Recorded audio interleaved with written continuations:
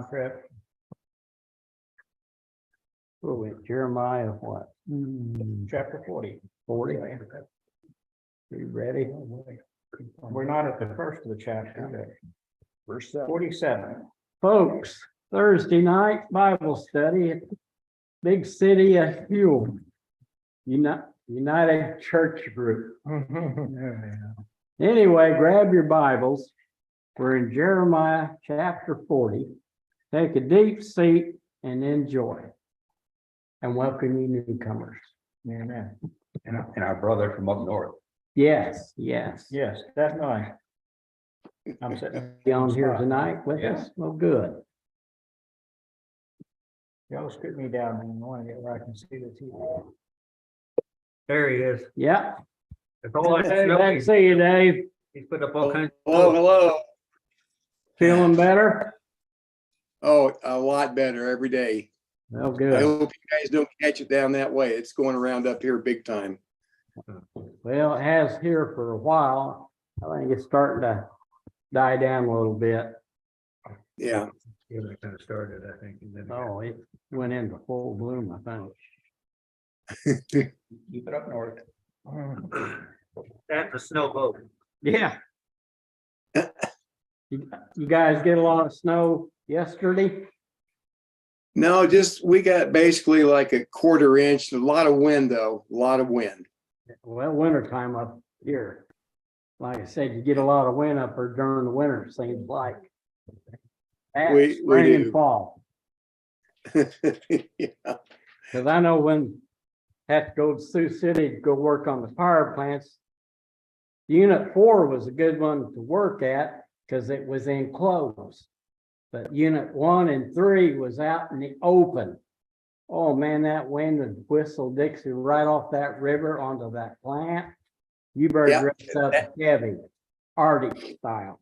I thought Dixie Yep. was down south. Well, Dixie is, but she went up there. It'd be a warm wind if it's Oh. like that. Brutal up there. Well, just about 45 days to spring. That's a good deal. Yes, yes, yes.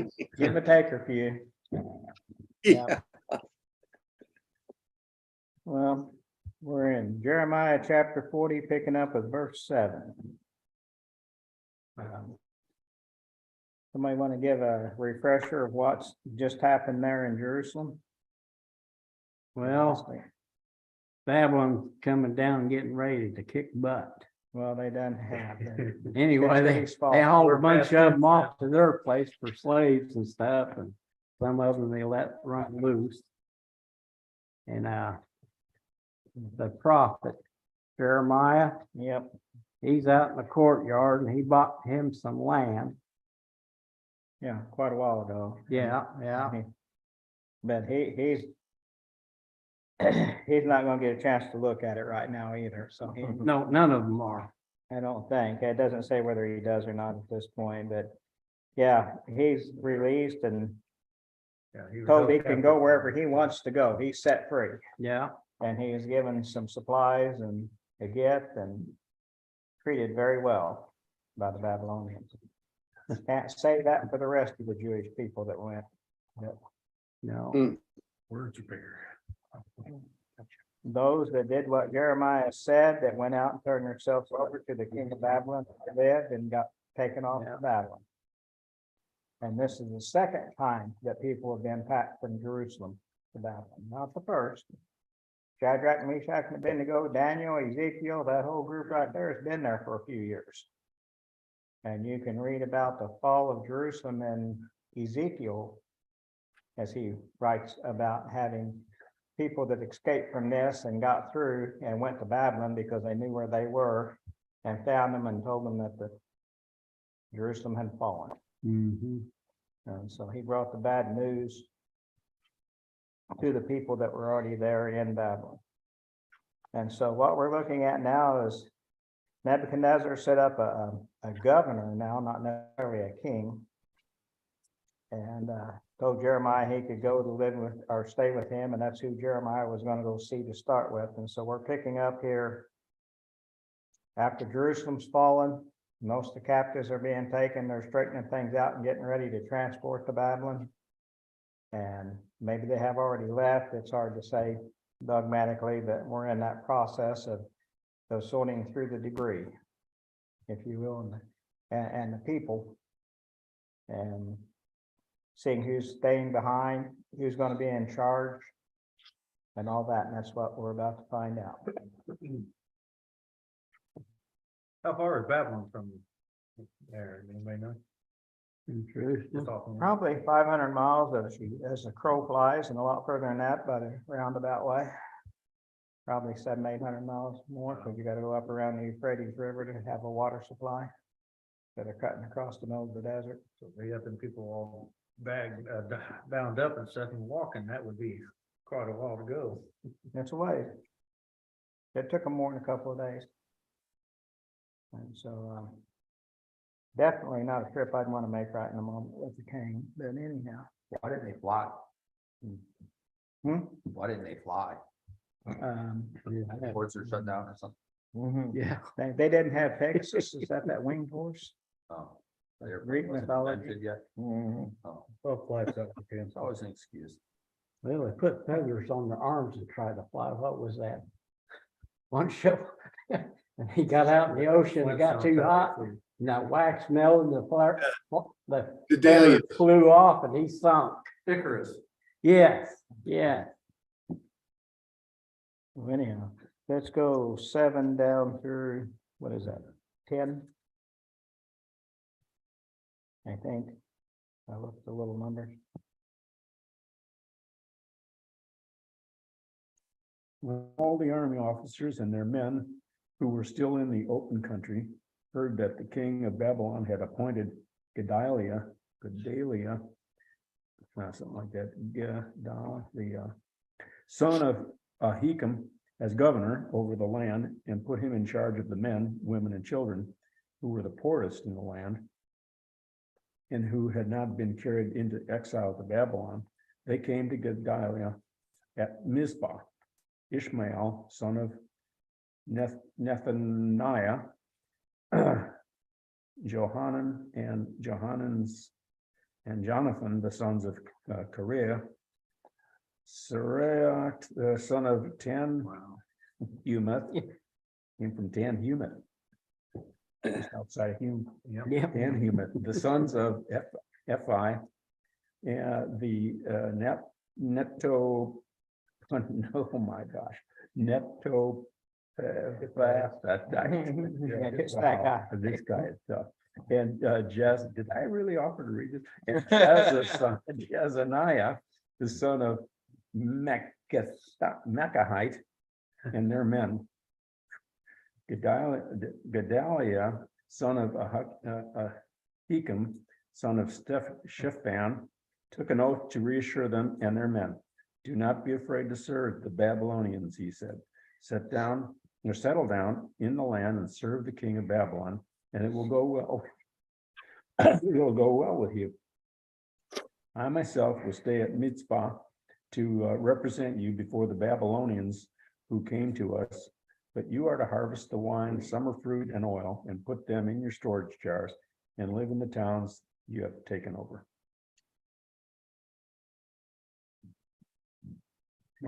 I think the next Bible study we have, and got all them names, we need to get a Jewish guy in here. to pronounce them. We need somebody that understands it. Well, being able to enunciate the names is very, very tough. Yeah, you forgot But to roll anyhow. the tongue. Well, the main thing here is Gedaliah, or whatever it is. He's been appointed governor, and he's gonna rule, and he's gonna try to his best to represent both the people that are left behind and be fair with the Babylonians and just try to get everybody to live at peace for a while. That'd be a new thing, wouldn't it? Yeah. You know, peace, but there was no peace. And there hasn't been any, and their prophets were always prophesying peace. Now they have a chance for peace. Let's see what happens to it. Anybody else have anything? David, you got anything you want to add to those verses? No, but I was just thinking that if we could put those names into a song, you could probably sing through it. Yeah. Yeah, Learn one Bible. Well, you notice I didn't volunteer to read it. I think with the names, it's obviously got to put them in there for a reason. For us, I just think some of it's just historical records, so we don't get it confused with another name that we can't say either. But I always think it's funny that I never refer to myself as, my name is Michael, son of Charles, son of Herman, whose son was Herman, whose son was Reason, whose son was this. These are like son of, I get it, God. And I'm like, wow. The genealogy, and when you get somebody Yeah. that's got a little different thing, it calls him by a little different title or a different Yes. group, name of the group.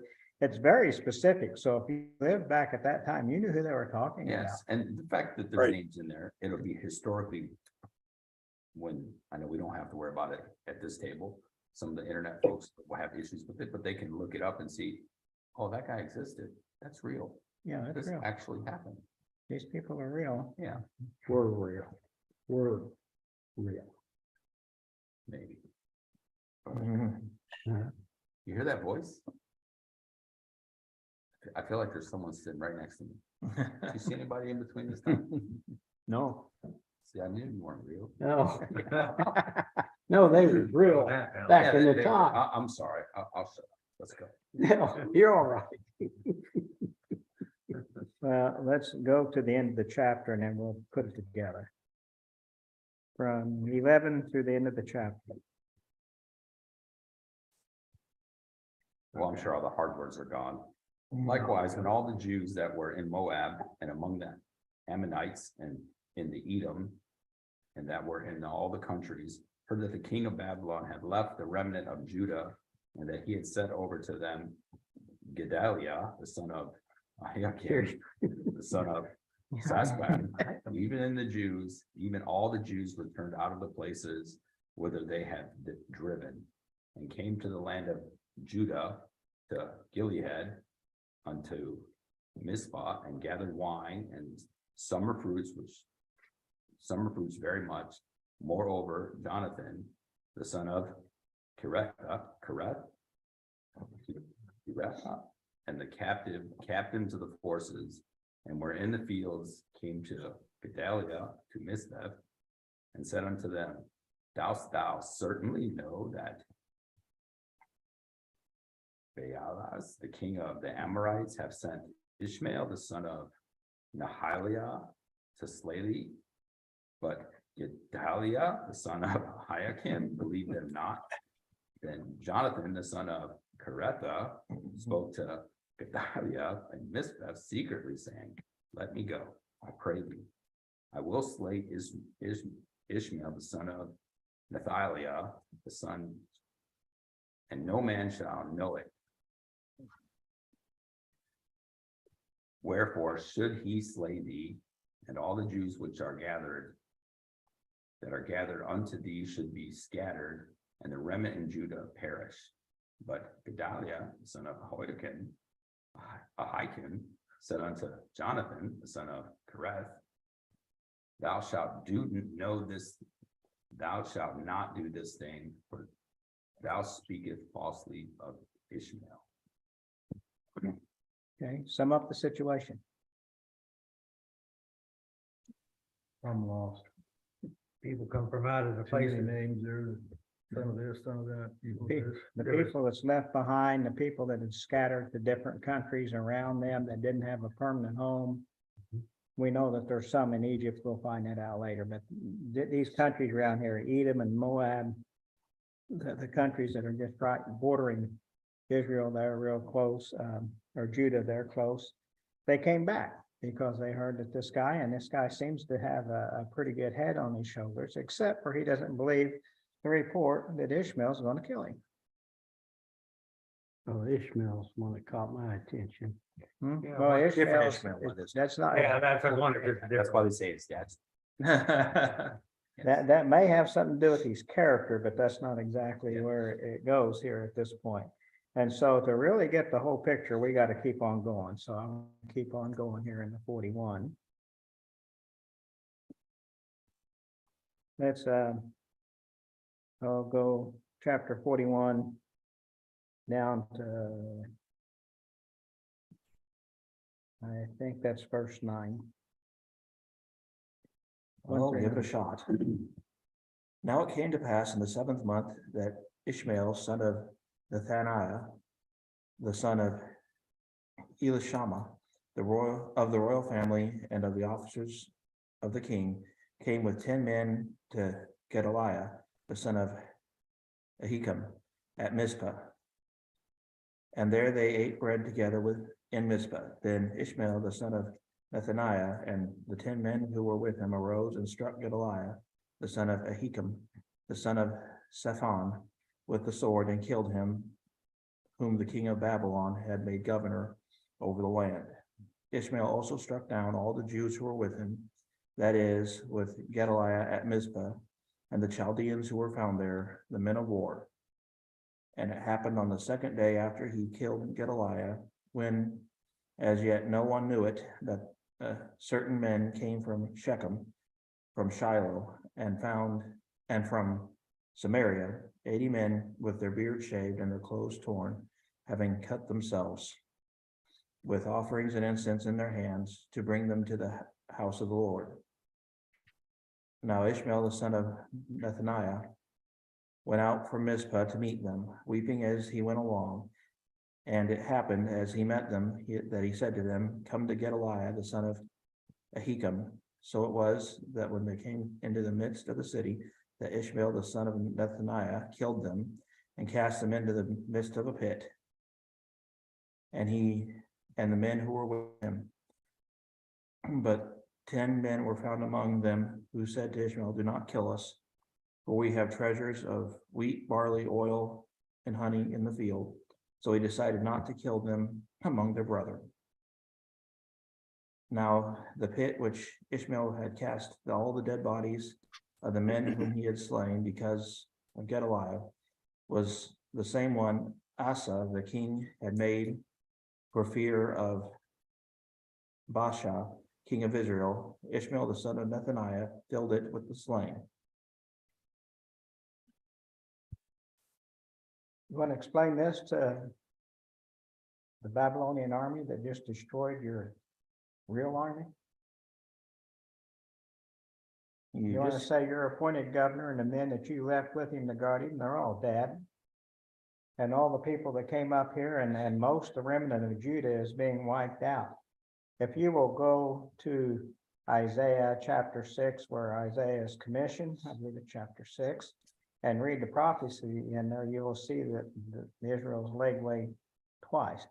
And when you get to Ezekiel, he takes some hair and he pulls it out and he separates, and then he keeps thinning it down. It gets thinned down to it. Well, what you're seeing is those prophecies coming full. The one in Isaiah says, "Till the houses are deserted, no one lives in the city, all has been deserted." Well, you're seeing the fulfillment of that prophecy. And then it says that then again it will be laid waste.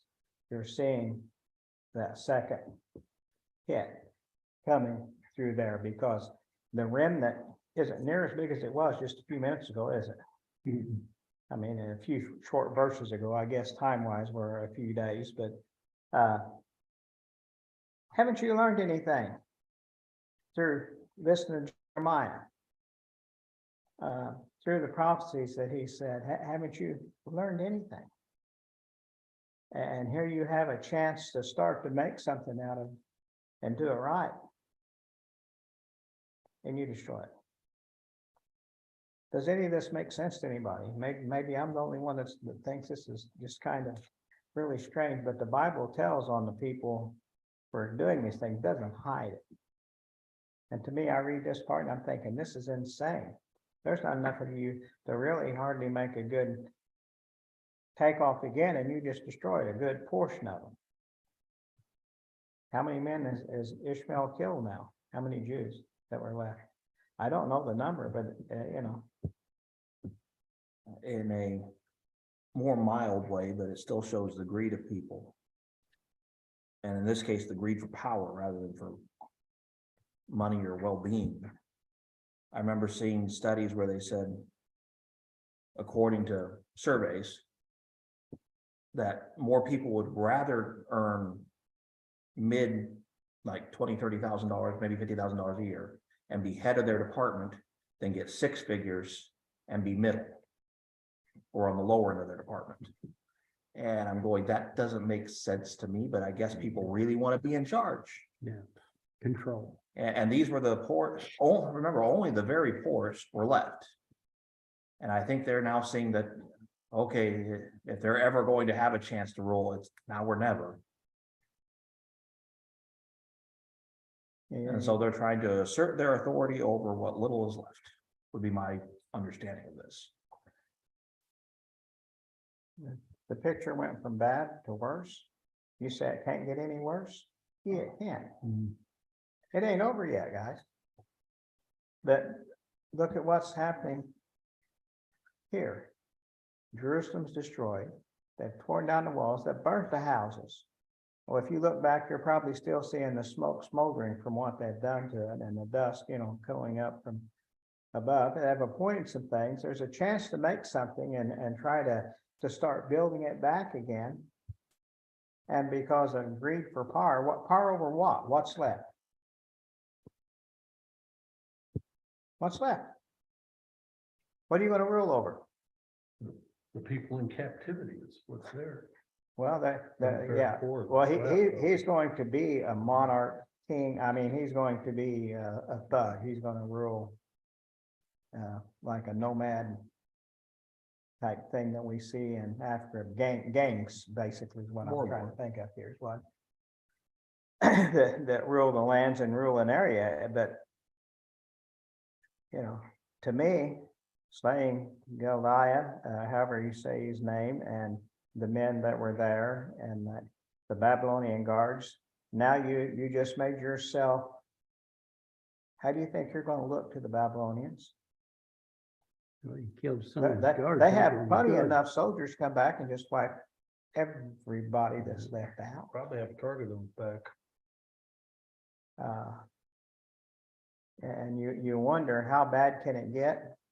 Well, then he kills fellow Israelites that are coming back Yeah, with gifts for the temple. Not that there's anything left of it, but In Well, a way, okay. it just reminds me that commercial, I don't know what it is, but you got a mom and dad sitting on their porch and they're like, well, which kid are we gonna send to college?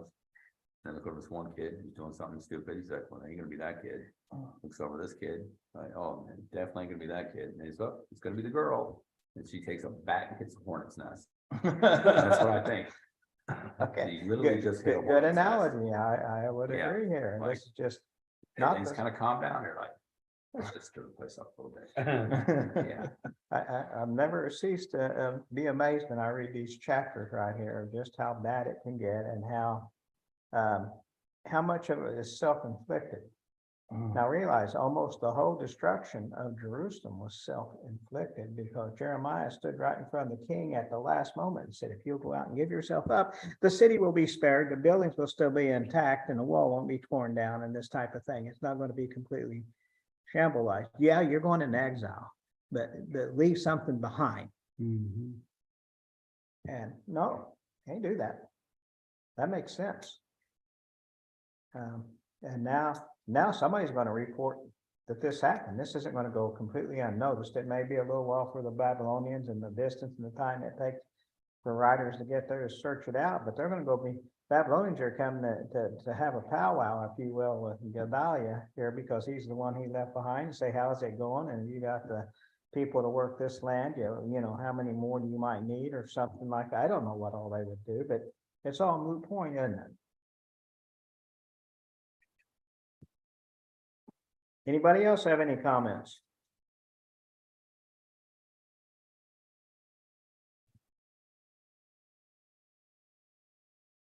Okay, we're covering some territory here. Let's go from verse 10 down to 15. 10 to 15. Yeah, and then we'll finish this chapter tonight. So. Then Ishmael carried away captive all the residue of the people that were in Mizpah, even the king's daughters and all the people that remained in Mizpah, whom Nebuzaradan and the captain of the guard had committed to Goliath, son of Ahikam, and Ishmael, the son of Nethaniah, carried them away captive. and departed to go to the Amorites. But when Johanan, the son of Kareah, and all the captains of the forces that were with him heard of all the evil that Ishmael, the son of Nethaniah, had done, then they took all the men and went to fight with Ishmael, the son of Nethaniah, and found him by the great waters that are in Gibeon. Now it came to pass that when all the people which were with Ishmael saw Johanan, the son of Kareah, and all the captains of forces that were with him, then they were glad. So all the people that Ishmael had carried away captive from Mizpah cast about and returned and went unto Johanan, the son of Kareah. Is it where you want me to go or farther? Yeah, just right there. One more. One more verse there. All right. But Ishmael, the son of Nethaniah, escaped from Johanan and 8 men and went to the Amorites.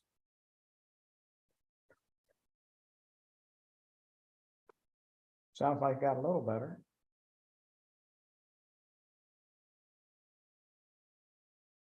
No, it didn't. Well, Johanan's not as bad as Ishmael was. And he didn't sound like he made them captives. I mean, these other people were captives. Apparently, Ishmael didn't have enough people to keep everybody corralled constantly, and there was some turmoil when they saw the other army coming up, or what was left of a remnant of Judah's army. I'm taking that was part of Judah's army, and they're going to have a showdown, and Ishmael realized he's outnumbered and he's going to lose, so he turns tail and flees. What it sounds like to me. Anybody else? Now remember, part of the king's family, his daughters and people are in this group. There's a few of the royal people in here, and I don't know where Jeremiah is at this time, but I'm assuming he's in that group too.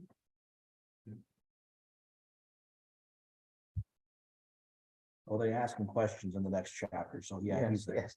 Yeah, he's there. Okay. Let's finish the chapter up.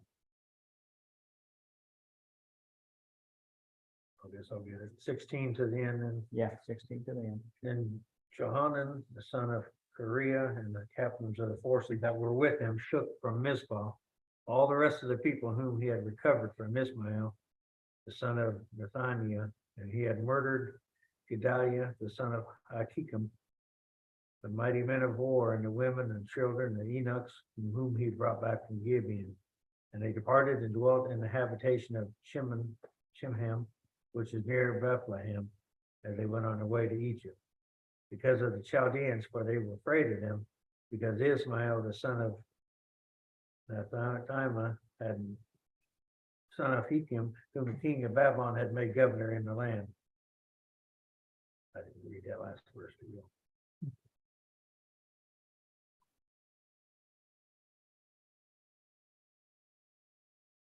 This sounds to me like a game of checkers or something. Chess. Or chess, yes.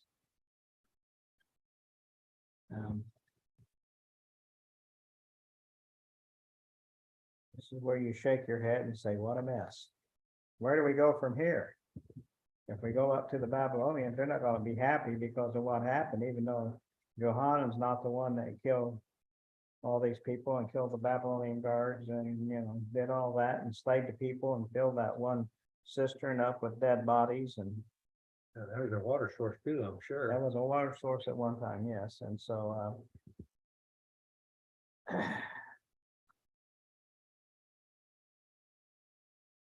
anyhow, about all I can say is that we got to go on and see where the story goes, because this is one of these things where I'd like to at least see them all. So let's go into 42.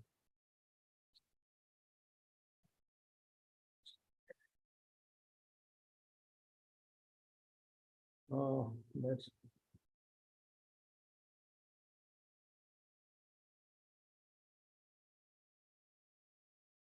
Now let's go for the first 6 verses. That'll.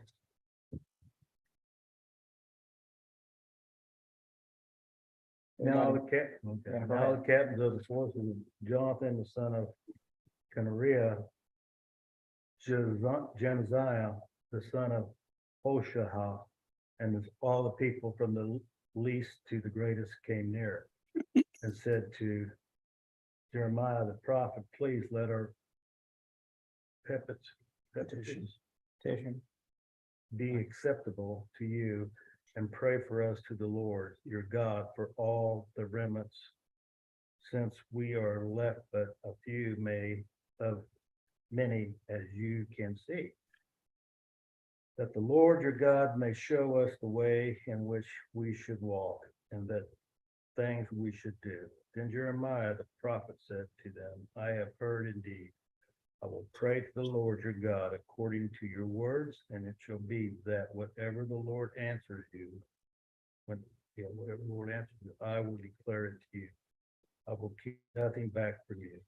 So they said to Jeremiah, let the Lord be the true and faithful witness between us, if we do not do according to everything which the Lord your God sent us by you. One more, So when it is, one more verse. when it is pleasing or displeasing, we will obey the voice, the Lord our God, to whom we sent you, that it may be well with us when we obey the voice of the Lord our God. You need to remember that little speech right there. What did they promise to do? Obey the Lord. Yep. To turn back and obey the Lord. The very thing they had refused to do for how long now? Well, dang, their wife from all out because they weren't listening. Well, everything Jeremiah has said up to this point has been True. dead on, yes, true and dead on, time and time and time and time again. It sounds like they got the message. Well, yeah. I mean, three by one, stop here instead of going a little further. It sounds like they got the message, doesn't it? Be They like will surely do. gathering up the whole city of Hume up there on the square. You got an army coming in, wipe part of them out. You're getting thinking, well, he's going to hit me. If I don't straighten up, I need some help. I'm gonna holler for God. Well, this sounds like the most rational thing I've read here in the last chapter or so. Sounds good, does it not? So far, So far. Well, then we need to go a little further. Anybody else have anything to add before we go a little further? Nothing that can't wait. Well, let's just go to the end of the chapter. That's a lot of reading, but it's, we'll put it together and fairly. Who likes to read a lot? Starting at 7. 7, yes. Okay, if I fall out of my chair, somebody pick me up. Take a deep breath. And it came to pass after 10 days that the word of the Lord came unto Jeremiah. Then called he Johanan, the son of Kareah, and all the captains of the forces which were with him, and all the people from the least even to the greatest, and said unto them, thus saith the Lord, the God of Israel, unto whom ye sent me to present your supplication before him. If ye will still abide in this land, then will I build you and not pull you down, and I will plant you and not pluck you up. For I repent me of the evil that I have done unto you. Be not afraid of the king of Babylon, of whom ye are afraid. Be not afraid of him, saith the Lord, for I am with you to save you and to deliver you from his hand. And I will show mercies unto you, that he may have mercy upon you and cause you to return to your own land. But if ye say, we will not dwell in this land, neither obey the voice of the Lord your God, saying, no, but we will go into the land of Egypt, where we shall see no war, nor hear the sound of trumpet, nor have hunger or bread, and there we will dwell. And now, therefore, hear the word of the Lord, ye remnant of Judah. Thus saith the Lord of hosts, the God of Israel, if ye wholly set your faces to enter into Egypt and go to sojourn there, then it shall come to pass that the sword which ye feared shall overtake you there in the land of Egypt, and the famine whereof ye were afraid shall follow close after you there in Egypt, and ye shall die. So shall it be with all the men that set their faces to go into Egypt to sojourn there. They shall die by the sword, by the famine, and by the pestilence, and none of them shall remain or escape from the evil that I will bring upon them. For thus saith the Lord of the host, God of Israel, as mine anger and my fury hath been poured forth upon the inhabitants of Jerusalem, so shall my fury be poured forth upon you when you shall enter into Egypt. And ye shall be in, what is that, execration and astonishment and a curse and reproach, and ye shall see this place no more. The Lord hath said concerning you, O ye remnant of Judah, go ye not into Egypt. Know certainly that I have admonished you this day. For ye disassembled in your hearts when ye sent me unto the Lord your God, saying, pray for us unto the Lord our God. And according unto all that the Lord God shall say, so declare unto us, and we will do it. And now I have this day declared it to you, but ye have not obeyed the voice of the Lord your God, nor anything for which he hath sent me unto you. Now therefore know certainly that ye shall die by the sword, by the famine, and by the pestilence, in the place whither you desire to go and to sojourn. The end of the encouraging word. Tough toenails. Yeah. In other words, they ain't gonna listen again. Nope. The Lord already knows they're not gonna listen, Mhm. and Oh. it took him 10 days to answer. Go ahead. Jeremiah finally gives them the message that the false prophets were giving them the entire time. Stay here, everything's gonna be fine, we can rebuild. And they were listening to the false prophets all the time Jeremiah was saying, no, no. Go give yourselves up to the Babylonians and things will go better for you. Now he finally says what the false prophets would say, and what do? They go back. So you wanna go Never back to Go Egypt? back to Egypt. Just like the children of Israel, when they came out of Egypt, they got murmuring about, why did we die? Why did we come out in this desert to die? Weren't there enough graves in Egypt? And so that pretty much set their mind up. The Lord knows he set their mind up. So he tells them explicitly with no, I didn't see him beating around the bush any. If there was no maybe or this could or might be. If you go back to Egypt, you're going to die there, sword, famine, or plague. What happened to a lot of people in Jerusalem? How'd they die? Sword, famine, and plague. Guess what? Nebuchadnezzar hasn't taken Egypt yet, and that's probably his next stop. You're just a little ahead of him before he reorganizes his army, and they celebrate a little bit from Jerusalem, and they're probably headed to Egypt. That would be my guess. It doesn't exactly tell us when, but if you think he was rough on the Jews, Egypt, even worse, the best I can tell. I mean, just massive wholesale slaughter. And so, yeah, I'm getting a little ahead, but why would you want to go to Egypt? And after Jeremiah has been right all these times, why would you not listen to him now in the middle of this disaster? Fear. What have you got to lose? I can see why they would want to go, but because Egypt, they serve a lot of different gods. Well, the people that were coming back there, did you notice it said they'd cut themselves? That was from worshiping idols, not the Lord. That comes from the Baals and the Asherahs and all that stuff. That's where they cut themselves. That's not. Find me somewhere where you're supposed to cut yourself in the Old Testament to please God. So if they would have done what God told them to, then they would be having God in their presence most of the time. They'd be doing what they're supposed to be doing. So a lot of people that's there have been rebellious. They've been worshiping different gods already. And yeah, there are probably some of them that know some of the Egyptian gods because they're into that type of thing. They went after all the foreign gods. And so, and they're crawling out. Some of them came from Ammon and Moab and other places. And I don't know exactly how many were killed from each place. It's not necessarily exact here, but you got all this mixed group here. And then you have some of the royal wives and daughters or whatever, the royal family.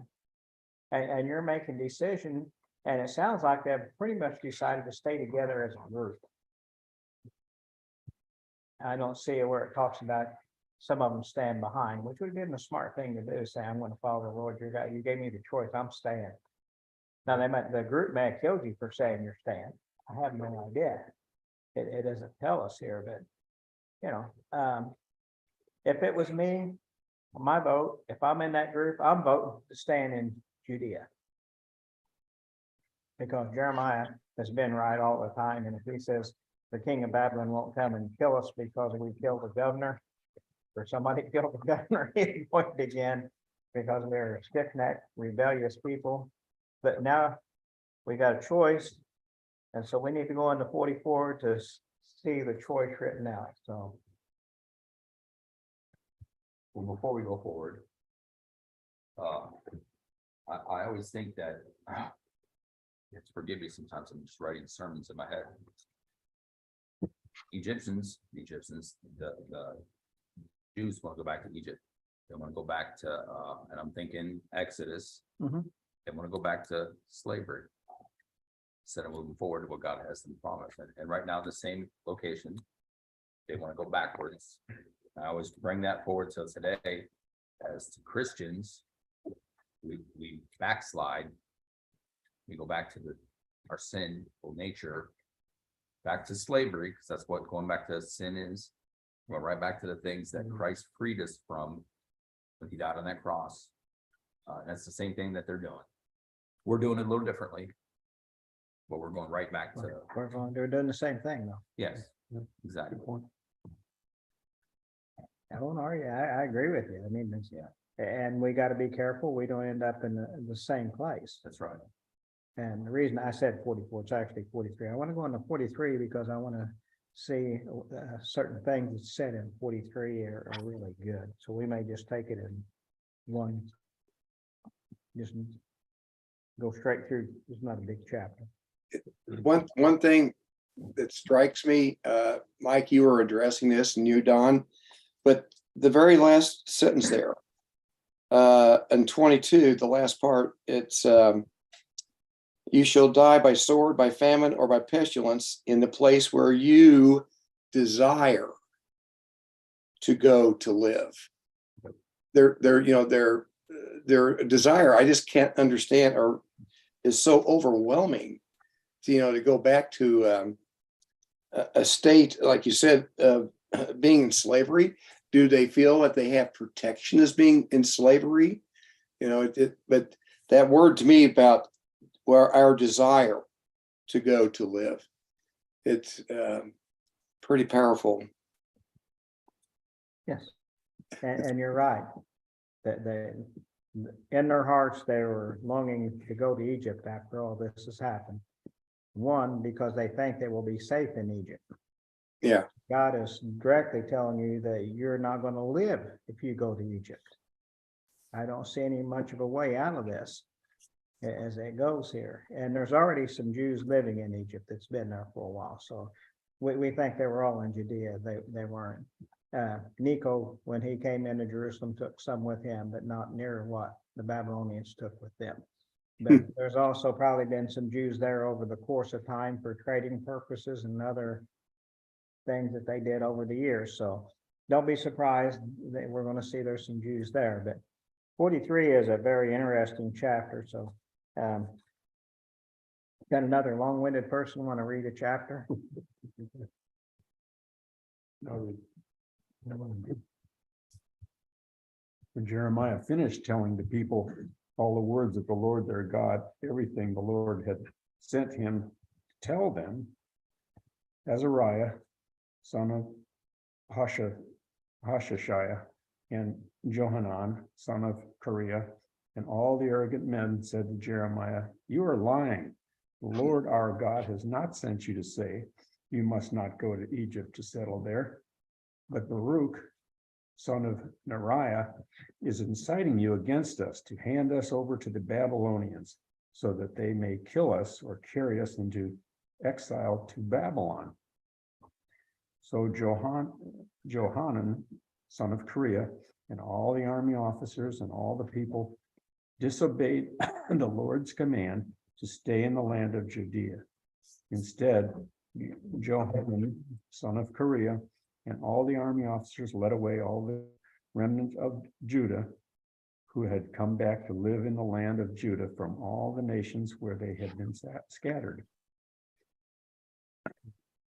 They also led away all the men, women, and children, and the king's daughters, whom Nebuzaradan, commander of the imperial guard, had left with Gedaliah, son of Ahikam, son of Shaphan, and Jeremiah the prophet, and Baruch, son of Neriah. So they entered Egypt in disobedience to the Lord and went as far as the Tapanhes. In Tapanhes, the word of the Lord came to Jeremiah. While the Jews were watching,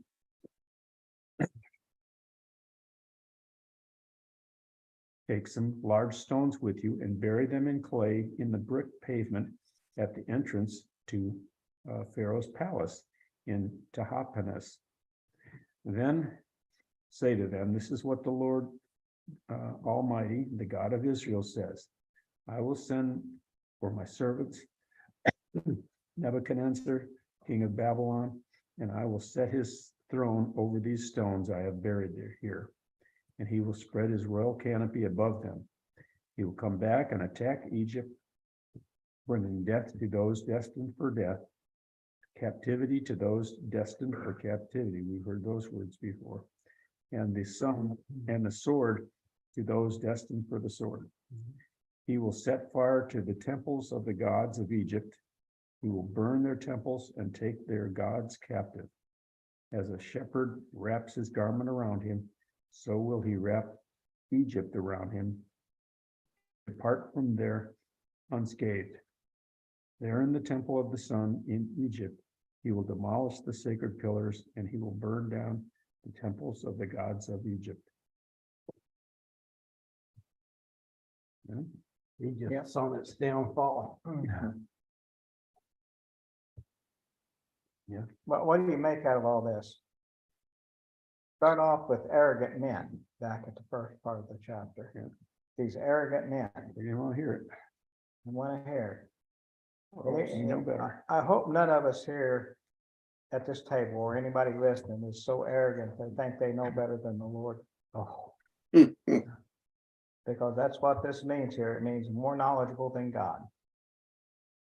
Because they're not going to listen to God. They got some good advice from God through Jeremiah. And Baruch was the guy that was his cohort there in Jerusalem for a while. So you see Baruch still with him. And I would take comfort that Jeremiah is still in amongst our group. But when Jeremiah says, thus saith the Lord, I'm going to be, yes, I want to know every word's coming out of his mouth because I know that this is going to happen. And whatever he's telling me to do that is a thus saith the Lord is going to be right. Think you'd figured it out by now? No. Not only did they not take the advice, they're going to go into Egypt. They're going to go up to the entrance to Pharaoh's palace, and they're going to dig up the street and bury stones so Nebuchadnezzar's throne and put it in the pavement, and they're going to set a tent up over it.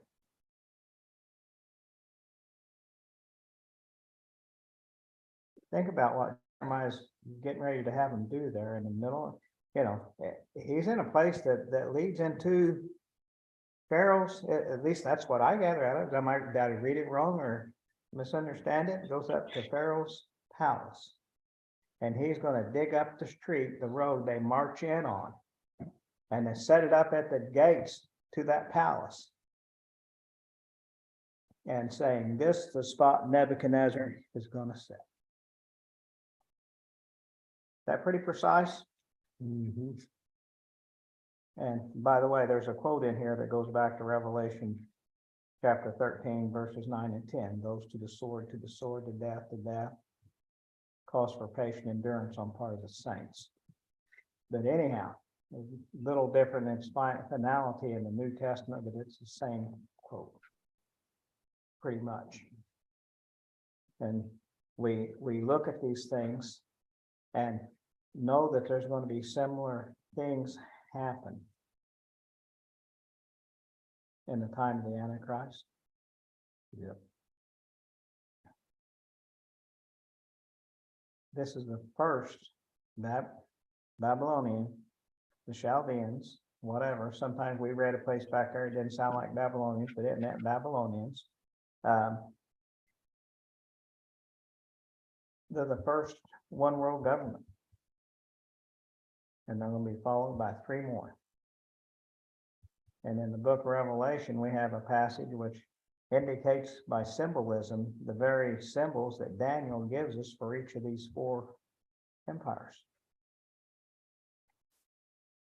Pretty amazing. And so we'll look at some of that. We get further along at a different point. But the idea is this is the destruction. That's what it's going to be like in the times of the end, for certain places, for certain cities, for certain countries, for certain peoples. If you happen to be on the wrong side, and I guarantee you Christianity is on the wrong side Of the world. of everything that these people think and want. And to be in that group that says, I am a Christian, and yet not to be living for Christ and maybe never having accepted him, just using it for business purposes, for to say, well, I'm a good guy, I'm a nice person. We go to church on Sunday morning. That doesn't save you. Going to McDonald's don't make you hamburgers, what I think is Warren Key said. But anyhow, you know, we need to understand that when you claim to be something, God holds you to it. And when you say we will obey, God's going to hold your feet to the fire. That's what Jeremiah told them. If you go where your heart desires for you to go, this is going to happen to you. You're going to die there. You're never coming back to this land. You're never going to enter the promised land. Is basically how I would interpret that for people. Because where they're at, when Jeremiah was talking to them in the land of Judea, they're in the promised land. When they leave those borders and go into Egypt, they're going into a land of slavery. They're going backwards. Much like Mike was talking about a while ago. Yes. And Lord have mercy, and how blind and how deaf and how stubborn and arrogant can mankind get? How many times does the Bible say through the prophets to those who are deaf and to those who are blind? It wasn't that they were actually deaf and couldn't hear, it's that they couldn't hear God. They wouldn't I'd listen like to to God. answer your question. How stubborn and how arrogant can the people get? The vice president of these United States gave a speech for Roe v. Wade on the 50th anniversary of what would have been, and left out the word creator and left out the word life. Yes, and the Declaration of Independence. Yes, I realize that. Conveniently left that out. However, yes, we're That's a good there. example. Yeah, and that's an excellent example, and there's a great many out there, others, if we would look at it. We claim we know God, and yet we want to destroy the most innocent. Those that can't vote, so it doesn't matter if you kill the babies. They can't vote. If they could vote, the results would be different. But where are we at? I don't understand that either, because people that die can vote Democrat. But if you die in the womb, you don't get to vote. Yeah, well, it's okay, you don't get a grave marker. They can go out and read it off. Oh, maybe that's what it is. That's what it is. Don't let, you just gave them that idea, so now it's gonna be like anyone who gets abortion. No, has to get a no, grave no. marker, I'm so from they can be Illinois. registered. They've been doing that in Chicago and some places and other places throughout the state for a long time. There's an abortion law that just is coming out right now that has that exact provision in it. You can abort the baby, but you have to bury it. Meaning you gotta. There you go. I don't, how these people It's gonna think be a- it's beyond. Not only can you abort the baby, if the baby survives, you can deny it medical help and just let it die and suffer for the time it's there. Or you can kill it up to 1 month later. Yeah, that's a healthy one.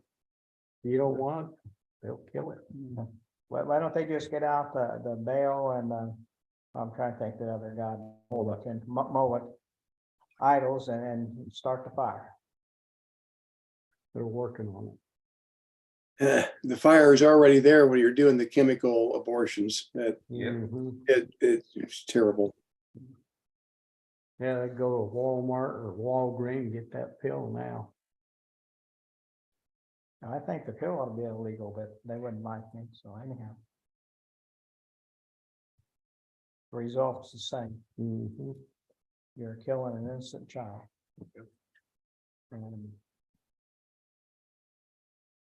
But the bad part about it isn't the fact that it's done, it's that our, like, the government approves of it. If you want to see that, go back and read about King Manasseh. He's the one that promoted that and started it and pushed it, you know.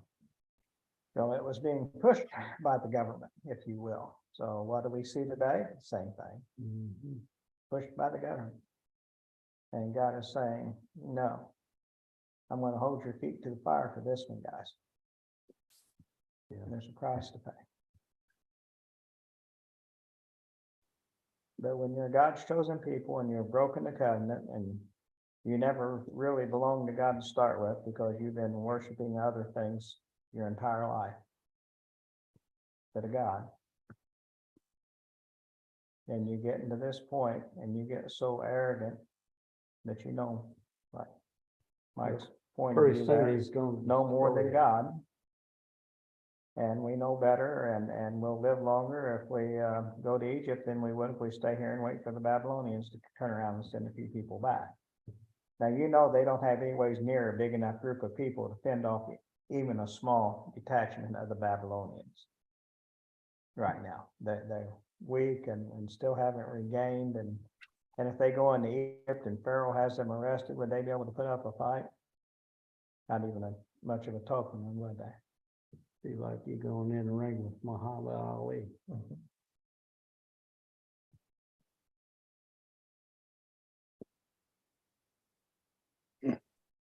Anyhow, what's the end result of all this? We're not quite through it yet. We got some more to go. Don't say it can't get worse because for the people that stay in Egypt, it gets worse. Oh, we got a curse on them. You go back a couple verses back there, God said there that you'll die by the sword, and the ones that don't die by the sword, you got a curse on them, you're gonna die of famine or something. Famine and plague. Yeah. Well, Nebuchadnezzar's gonna do as he always did, go up to the big cities where the power is, and when you fortify the city and fortify the fort, he's gonna surround it. He's got a big enough army. He's accumulated people from other armies and put them in his and trained them for war. His style and yeah. And Kind of like, they're gonna, the famine and the plague and the starvation and, I don't know what the name of the capital was at that time, but what I call Cairo today, was gonna be great. I don't know that I'd really like to have an army as big as the Babylonian army surrounding the place. I don't know exactly what it takes to do that to Egypt. I do know there's a place, and maybe we'll find it here. I forgot. I'll look it up one of these days. For 40 years, there were places along the Nile that no man or beast set foot. That's desolate. It's also a curse on the land that nobody would even want to go there. They had a desire to go there. You didn't have the desire to go there because it was a place of death, starvation, or disease. Either way, you're a goner. anyhow, we're gonna quit here. We covered a lot in one respect. That the fall of Jerusalem is an end in a sense. It's a beginning in a sense, but it's not really the end yet, is it? And so we look at these things that God is bringing about what he says. And when he's talking to this group of people, God says, I'm kind of repenting about all the destruction I've had to do to get things straightened out. If you will actually do what you said, then wow, yeah, I'm sure God's blessing would have been greatly upon them. And they stayed in the land. But I can't imagine how they could go into Egypt, go up to Pharaoh's palace, dig up the street and put the foundation of Nebuchadnezzar's throne to rule the gate. Think about that. Egypt's already shaking in fear of the Babylonians. And I guess I would have been too, in that regard, if I'd been an Egyptian. But remember, Pharaoh started out with his army and Babylon went out to meet him and they immediately went poof. And so I suspect that they fortified the city the best they could, and they brought in their best troops from all around the country. At least if I'd been Pharaoh, that's what I'd been doing. Oh, yeah. And like I said, there's a lot of things here, but the biggest point is that the decisions we make, the little decisions over a long period of time will keep the momentum going in our lives, many times the wrong direction when we know we need to change. Was there anybody in that group that didn't understand that what Jeremiah said?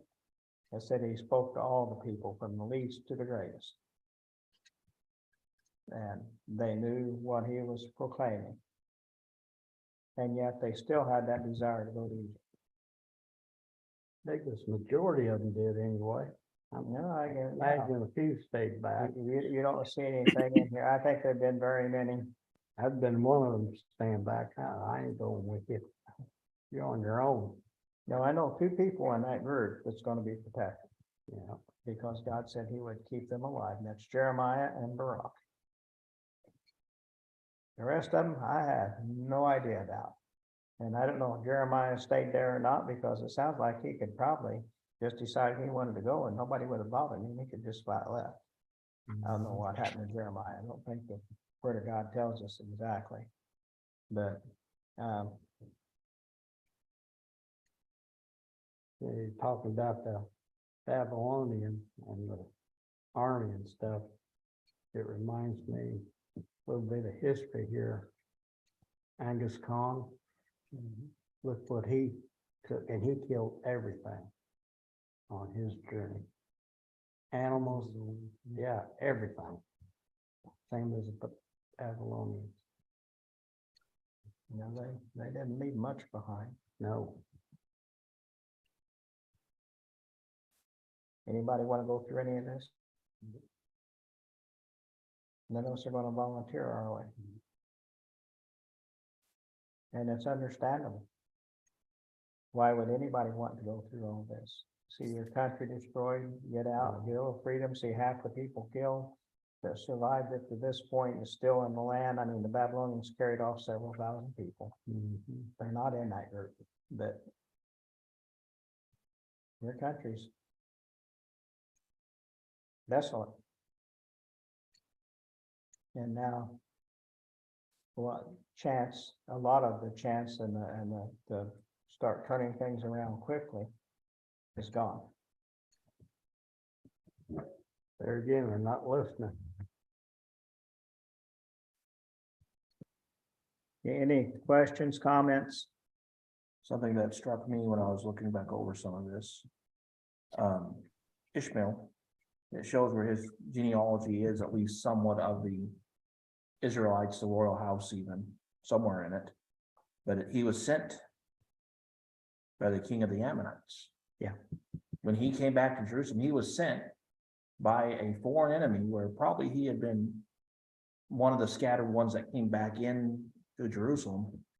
And he's going to do what his buddy, the king of the Ammonites, wants him to do and get to be a general or high official or whatever the king promised him there. I think he was going to be the governor and it was going to be a slave empire. Well, whatever. We don't know what he was promised, but we see that he had foreign influence Oh, yeah. when he did his little, let's round up what's left and take it to as tribute to my king over here. And I wonder, you don't see the same detailed. Sorry, I gotta sneeze. Hey, now, Excuse me. I wasn't saying that. But I have to wonder if back here with Johanan, if he wasn't one of them that was in Egypt and came down when the remnants were gathering and was telling everybody how great his life was in Egypt. My Because goodness, he seems to be really chomping at the bit to get back to Egypt. I don't know who And, these and people are. I'm willing to bet that some of the people, some of the remnant that came back from the scattered lands after Babylon left, came from Egypt, and they're all reporting how great life was in Egypt. I'll bet some of the people that were of the royal household, the wives and the daughters and stuff like that of the king. I bet some of them knew who some of those guys were. Not that I know, the genealogies there aren't something I'm familiar with, and you don't necessarily find their names back in the table of nations. And so, when we look at Ezekiel 39, where you got the great battle there, and from the dry bones, for the dry bones, and then the battles that's coming out of there, well, let's see, Gog and Magog and Tubal and them, you can find their names in Genesis. You can look them up, you can see who they descended from and where they came from. Gog and Magog are part of Japheth, which is very much probably akin to most of us here to a certain degree, at least partially, and one way or the other. It's more the white European travelers and stuff like that that went.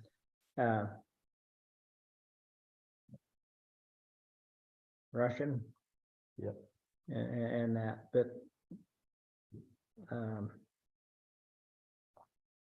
these guys here, I don't think I can look up in genealogies.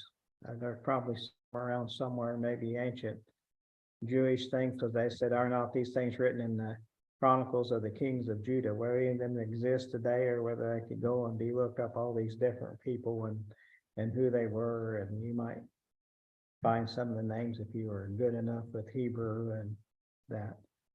But they're very specifically listed. I couldn't read it in English, so I'm not gonna try to read it. I'm not going, because it's insignificant today, but it made a Yeah. point at the time to know that these were people of standing Yes. and they were known by either if not for themselves, but from their father or their grandfather or from that lineage. Didn't help me a whole lot, but it was very specific. But think about what that would be like if we saw that stuff going on today. Sure is in Ukraine, isn't it? Mm-hmm. You're being overtaken by foreign power.